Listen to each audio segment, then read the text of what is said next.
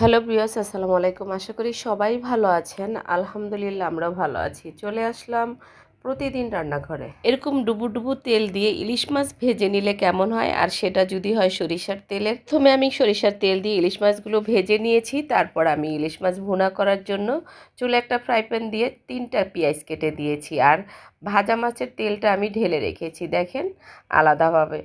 আমি আবারও সরিষার তেল দিয়ে তারপরে পেঁয়াজটা দিয়েছি। খুব অল্প মশলা দিয়ে সহজ করে আমি ইলিশ মাছ ভুনার রেসিপিটা আপনাদেরকে দেখাবো। পেঁয়াজের কালারটা একটু চেঞ্জ হয়ে যাওয়ার পরে আমি দিয়ে দিলাম 2 চামচ হলুদের গুঁড়া, 1 চামচ মরিচের গুঁড়া।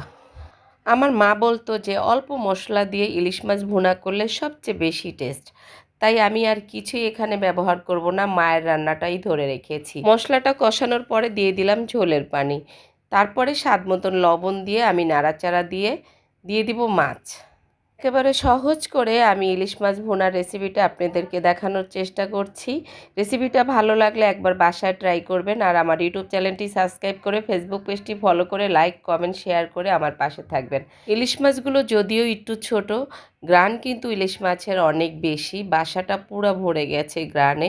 এভাবে ইলিশ মাছ ভুনা করলে ভাত খেতে আর কিছুই লাগবে না, 1 পিস ইলিশ মাছ দিয়ে আর একটু ঝোল দিয়ে ভাত খেয়ে নিতে পারবেন পুরাটা।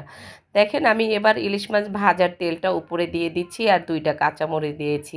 ব্যাস, রান্নাটা আমার সম্পূর্ণ ক্লিয়ার। ইলিশ মাছ ভুনাটা ছিল অসাধারণ, আলহামদুলিল্লাহ, খেয়ে অনেক শান্তি পেয়েছি। কিন্তু ঝোল ঝোল রেখেছি, তাতেই কিন্তু টেস্টটা অনেক বেশি। আজকে এ পর্যন্তই, সবাই ভালো থাকবেন। আল্লাহ হাফেজ।